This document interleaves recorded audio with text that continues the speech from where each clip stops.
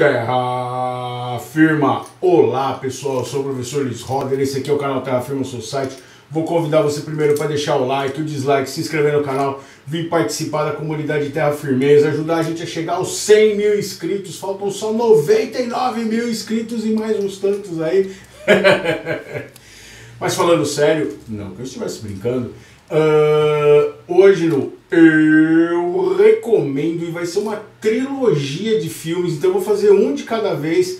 É a trilogia dos dólares. Você sabe o que é a trilogia dos dólares? Eu estou falando dos clássicos do Sérgio Leone, e o primeiro filme que eu vou falar para vocês hoje é Fistful of Dollar, ou Por um Punhado de Dólares, com Clint Eastwood. O primeiro filme, eu falei aqui, eu fiz um vídeo do Hang the Now, do Clint Eastwood, e eu dei uma informação errada. Ele não faz parte da trilogia dos dólares. Ele é o primeiro filme do Clint Eastwood feito lá. Esse aqui é o primeiro filme. Então a trilogia é Por um Punhado de Dólares, Por um Punhado de Dólares Mais, e O Bom, o Feio e o Mal, tá?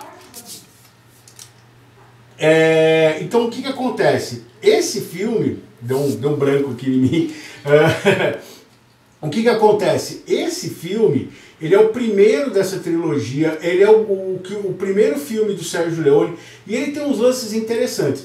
Ele é de 1964, ele foi feito na Itália e na Espanha, né? Ele é uma produção italiana, ele é o Spaghetti Western lá que a gente conhece, que ficou famoso. Por que Spaghetti Western? Além dele ser produções italianas, então Spaghetti, até o Clint Eastwood num vídeo que ele comenta desses filmes, ele fala Macaroni Western, que eles chamavam. Mas o Spaghetti também é por causa do sangue, do vermelho do molho de espaguete. Tá? Então ele era italiano, mas também eram produções italianas, mas eles também faziam essa representação, essa indicação do sangue, da quantidade de sangue que tinha nos filmes.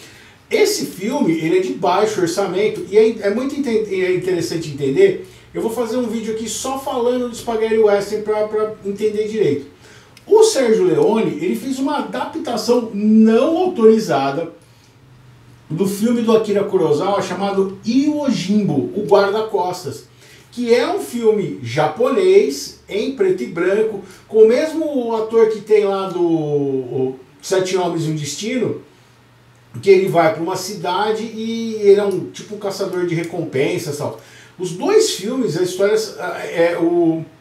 o Sérgio Leone, ele fez uma adaptação livre desse filme, tanto que o Akira Kurosawa mandou uma mensagem para ele na época falando, ó, ficou muito bom o filme, agora paga o dinheiro que você está me devendo porque você chupinhou o meu filme. Este é o primeiro dos grandes filmes de Spaghetti Western. E o que ele vai trazer? O grande lance que eu já falei em alguns vídeos, eu vou desenvolvendo melhor no vídeo sobre o Spaghetti Western. O grande lance da diferença dele é muito interessante, que o Spaghetti Western ele vai se tornar uma referência para os filmes americanos depois. O que acontece? Como eu falei antes, era muito claro o papel do protagonista. Ele era o herói contra forças do mal muito claras. Neste filme, então você tem o personagem do Clint Eastwood, que é o pistoleiro sem nome. É legal nessa trilogia que nunca fala o nome dele. No terceiro lá, o Tuco o chama de Blonde, de loirinho. Mas nunca se fala o nome dele, não aparece o nome dele. Então o que acontece? Nesse filme, ele chega numa cidade na fronteira do México com os Estados Unidos, numa cidade onde você tem duas famílias, uma família de origem americana e uma família mexicana disputando o controle da cidade. E o que ele vai fazer? Por que o filme chama Um Punhado de Dólares? Desde que você pague para ele, ele vai trabalhar para você. E ele percebe essa rivalidade e ele começa a criar uma situação entre as duas famílias. Para quê? Para que essas famílias continuem brigando, guerreando entre si, e ele vai lucrando com as duas. Então ele apronta coisas para uma, indica uma situação para outra. Então logo no começo tem uma situação assim que ele vai vai descobrir um lance de um assalto que vai roubar outra família. Esse filme é muito doido nesse ponto. E aí é muito legal essa representação. Na verdade, ele coloca essa ideia do Spaghetti Western que você não tem...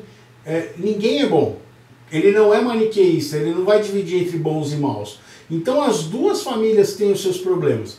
Só que durante a ação dele de intermediar essas guerras e participar dos dois lados, e colocar um lado contra o outro, fazendo com que eles se matem, ele vai começar a envolver pessoas da cidade. E as pessoas da cidade vão pagar por isso. Esse filme tem o Clint Eastwood com o Pistoleiro Sem Nome, o Jean-Marie Volonté, que é o Ramon Royo, a Marianne Koch, que é a Marisol, e o Joseph Eger, que é o Piripeiro. Esse tiozinho aí ele vai ter um papel muito interessante, porque ele vai ajudá-lo no Clint Eastwood. Porque o que vai acontecer? Num determinado momento, o Clint Eastwood vai ter que tomar um partido. Não o partido de nenhuma das duas famílias.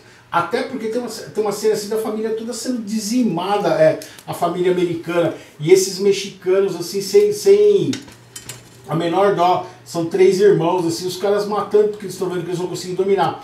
E nesse momento, o Clint Eastwood, ele está sendo levado embora da cidade num caixão para poder fugir, porque quebraram a mão dele. Tem todo um lance assim.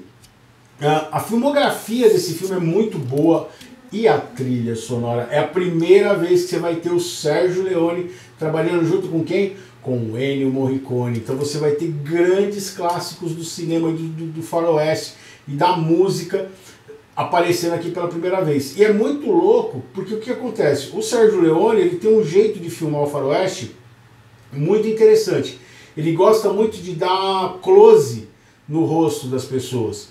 Tem aquele meme famoso lá dos 3 que aparece o gatinho, que é do bom, o feio, o bom e o mal, né? O bom, o mal e o feio, que é o último filme dessa trilogia. Por que ele faz isso? Ele dá esse close para você pegar a atenção do duelo, para você criar uma certa empatia com esse personagem, entender a emoção dele durante o duelo e se aproximar dele. Então ele faz isso, ele puxa um plano próximo. O primeiro duelo desse filme, por exemplo, o Clint Eastwood chega na cidade e tal, e os caras, ele tá num burrico, os caras atiram no chão, assim, o burrico sai andando, e os caras tipo tiram o Clint Eastwood meio de bundão, assim, né? Aí o Clint Eastwood vai num bar, começa a se informar, porque ele chegou como caçador de recompensas, e ele quer ver o que vale, quem vale a pena ele matar. E ele não vai matar os caras necessariamente de graça, porque ele ganha com isso, né? É legal no segundo filme falar assim, a vida não tem valor, a não ser algumas, ou seja, que é o caçador de recompensa. Então ele é um bounty hunter, né? Ele é um Boba Fett original. O que acontece? Nessa cena, quando ele vai, aí ele conversa com o tiozinho do bar e volta. Quando ele volta, ele sabe, ele entende que se ele matar aqueles caras, ele vai conseguir ser contratado. Então ele vai lá e vai se vingar dos caras. Ele fala pros caras, vocês assustaram meu cavalo, vão ter que pedir desculpa pro meu cavalo. Aí os caras dão risada, gostam daquele bagulho de faroeste. Mas aí nessa filmografia do Sérgio Leone, e a música do Ennio Morricone, o casamento da filmografia do Sérgio Leone e a trilha sonora do Ennio Morricone é o clássico supremo dos filmes de faroeste. Então você vai ter ali um casamento perfeito que vai determinar como isso vai ser feito daí em diante, né? E nesse ângulo, quando ele tem esse primeiro tiroteio, a câmera está em cima aqui da arma dele. Então você não vê o corpo dele, você vê da pistola e os caras sendo mortos. Por que o Sérgio Leone faz isso? Para você ter a sensação da visão que ele teve ao matar os caras, como teria sido aquele duelo. É muito interessante. O duelo final é muito legal. Então o Sérgio Leone ele vai construindo essa tensão do filme até chegar nesse grande duelo. Todo filme do Sérgio Leone dessa trilogia ela vai terminar num grande duelo, né? Geralmente com várias pessoas envolvidas, né? Nesse caso ele vai ter a gangue final desses mexicanos, né? Antes ele vai ser descoberto, ele vai apanhar pra caramba, né? Por que ele vai ser descoberto? Porque enquanto ele estava trabalhando para as duas famílias, ele vai descobrir que tem essa atriz que faz a Marisol, que ela teve um filho com com o Ramon Royo. E esse cara aqui é o filho de volta. E aí ele vai fazer com que a criança volte para a mãe. Então quando ele percebe que essa violência, essa opressão está indo além do ódio entre essas duas famílias e essas duas gangues rivais, e começa a interferir na vida dos demais, ele começa a sentir um pouco do peso do que ele faz. Mas ele é um anti-herói, ele é um cínico, assim, e é muito interessante o modo como é montado. Então eu recomendo Por um Punhado de Dólares, com Clint Eastwood, de 1964, direção do Sergio Leone. Um filme muito legal, ele é um marco. Se você gosta de filmes, se você gosta de filme de faroeste, você gosta de trilha sonora do cinema, é fundamental você entender e assistir esse filme. Por quê? Este filme ele vai mudar o paradigma do cinema em relação a filmes de faroeste. Os americanos vão começar a mudar o modo de fazer o cinema a partir desse filme. E aí, entender a influência do cinema japonês também dentro dessa obra. Então é muito interessante, tem um vídeo aqui no YouTube legal, que é a influência do Akira Kurosawa na obra do Sergio Leone e vice-versa. Porque depois que o Sergio Leone fez o Por um Punhado de Dólares, o Akira Kurosawa ele olhou e ele entendeu o potencial de como a filmografia dele, a cinematografia dele podia chegar. Então é muito legal. E a história do Iwo Jimbo é outro filme que vale a pena assistir também. O Iwo Jimbo, ele é de 1961, e aí o Sergio Leone assistiu o filme do Akira Kurosawa e falou: meu, esse filme é magnífico, esse filme devia ser um faroeste. Depois eu vou fazer um vídeo aqui explicando a história do Spaghetti Western, e aí você vai entender por que dessa influência. Beleza? Então eu recomendo Por um Punhado de Dólares a Mais, Sergio Leone com Clint Eastwood. Meu, é legal o Clint Eastwood, de atuação dele, assim, que ele tá sempre fumando aquele cigarro, aí ele quase sempre silencioso, observando as sacadas que ele tem durante o filme, né? No final, quando ele volta para salvar a pessoa que o ajudou. E é legal, ao mesmo tempo que ele cria esses laços, ele corta esses laços do nada, assim, muito, muito, muito interessante. Vamos lá, então. O poema de hoje, ele é Frágil Eternidade. Nunca foi tão clara a fragilidade das promessas feitas de fé e esperança de que haja algo do outro lado, um reino, uma nação, um recomeço.